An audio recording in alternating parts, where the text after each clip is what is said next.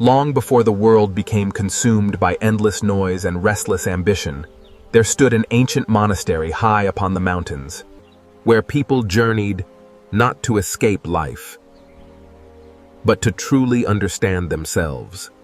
Among those who sought the mountain monastery was a young man named Arun. Since childhood, he had carried within his heart a question that no one had ever been able to answer. He often wondered, if life was meant to be beautiful, then why must every human heart endure suffering? He witnessed sickness, the frailty of old age, and the painful separations that no one in this world could prevent. Each time he witnessed the suffering of others, the weight upon his own heart grew even heavier. He began to believe that perhaps life would be perfect if suffering had never existed. Until one day, Arun decided to seek the wise master whose name had long been whispered from one generation to the next. He did not yet know that this journey would change his life forever. After many days of walking, Arun finally arrived at the monastery hidden among the mountains. Everything here seemed different. No one hurried, and no one appeared to be searching for anything. Excuse me. May I have the honor of meeting the wise master who lives here? For the first time, Arun saw the man whose wisdom had drawn seekers from distant lands. You have traveled a long way. Come, sit beside me.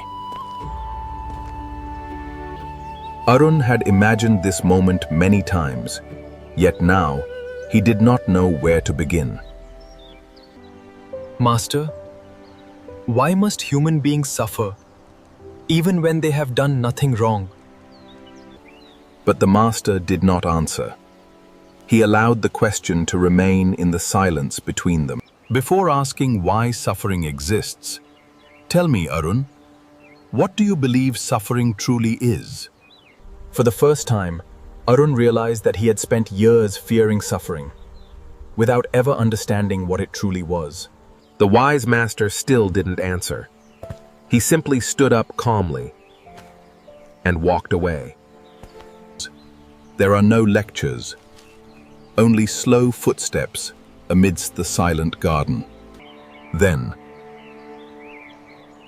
a dry leaf gently detaches from the branch. Do you see that leaf? Yes. I see it.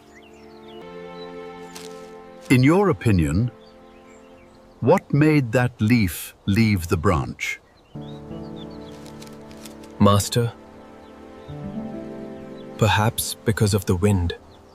No, the Micah wanda bingetningt. The wind is merely a passerby. Sometimes, before towering comfort kratings nushini stakes, what we see is merely the final cause. To understand why the leaf fell, but Donman, you must look at the whole tree, not just the wind. My child, look deeply and with a still mind at this leaf.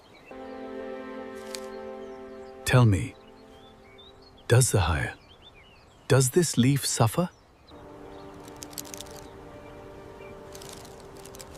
Yes, perhaps it is suffering. No, you're just projecting your thoughts onto the leaf. The leaf simply leaves the branch. And suffering is just what your mind has just created. Now take it. If you open your hand, does the leaf hold any resentment against you? No. We point to Ratis Mardaking. The leaf just lies quietly. Because the leaf doesn't try to hold on to anything.